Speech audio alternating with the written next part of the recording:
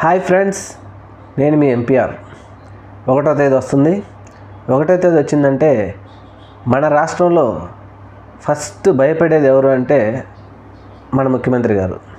ఎందుకనంటే అప్పులు తేవాలి, అప్పులు తెచ్చేసి పెన్షన్దారులకు కావచ్చు, ఉద్యోగులకు కావచ్చు, మిగతా రకరకాల వారందరికీ అప్పులు తెచ్చి డబ్బులు ఇవ్వాలి. ఆయనేమో సంపద సృష్టి అన్నారు. మరి సంపద సృష్టి వదిలేసి వేల కోట్ల రూపాయలు అప్పులు తేవడమే ఆయన పరిస్థితి అయిపోయింది. అయితే జగన్మోహన్ రెడ్డి గారు అప్పులు తెచ్చినప్పుడేమో బంగ్లాదేశ్ అయిపోద్ది, శ్రీలంక అయిపోద్ది అని చెప్పిన చంద్రబాబు నాయుడు గారు ఇప్పుడేమో కంటికి నిద్ర లేకుండా సరే పరిగెత్తుతూ ఉన్నారు. ఎక్కడ అప్పు దొరుకుద్ది, అక్కడ దొరుకుద్దా, ఇక్కడ దొరుకుద్దా అని. సరే, ఆ సంగతి వదిలేస్తే రేపు 1వ తేదీ పెన్షన్దారులు సంతోషంగా ఉదయాన్నే 5 గంటలకల్లా మీ ఇంటి దగ్గరికి చంద్రబాబు నాయుడు గారికి వచ్చేసి మీకు పెన్షన్ ఇస్తాడు. కాబట్టి మర్చిపోకుండా మీరు అందరూ పెన్షన్ తీసుకోండి, సంతోషంగా ఉండండి. అయితే మీరు అక్కడ గుర్తించాల్సింది ఏంటంటే మీ ఇంటి దగ్గరికి వచ్చే తెలుగుదేశం నాయకులందరినీ, అయ్యా మీరు సూపర్ 6 హామీలు ఇచ్చారు, మరి ఆ హామీలు కూడా ఎప్పుడు నెరవేరుస్తారండి పెద్ద మనుషులు అని అడగండి. అలాగే మీ పొలాలన్నీ లాక్కుంటాడు జగన్మోహన్ రెడ్డి అని చెప్పినటువంటి చంద్రబాబు నాయుడు గారు ఇప్పుడు మళ్ళీ రీసర్వే చేస్తున్నారు.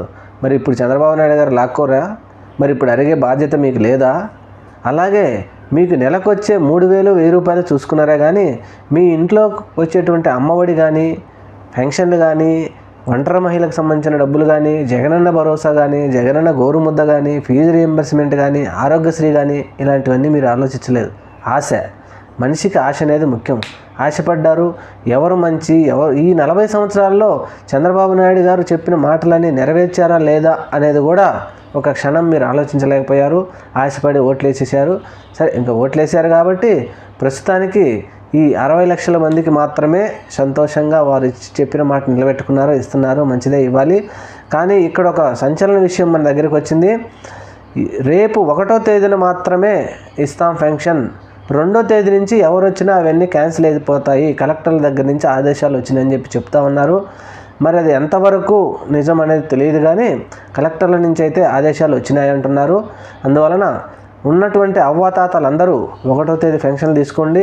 2వ తేదీ మళ్ళీ వెళ్ళేసి మీరు టీడీపీ వాళ్ళ దగ్గర కొట్లాడినా కూడా మీకు పెన్షన్లు ఇవ్వరు. జాగ్రత్తగా మీరు చంద్రబాబు నాయుడు గారు కూడా ప్రతి నెల చంద్రబాబు నాయుడు గారు వచ్చి మీకు ఇస్తూ ఉంటారు. కాబట్టి జాగ్రత్తగా తీసుకొని సంతోషించండి. దానితో పాటు కూడా మిగతా పథకాలను కూడా అడిగే ప్రయత్నం చేయండి. మీరు అడిగినా కూడా వాళ్ళు ఇయ్యరు అనుకోండి, అది వేరే విషయం. ఒక మాట అయితే అడగండి. Thank you. మన ఛానల్ని తప్పకుండా సబ్స్క్రైబ్ చేయండి.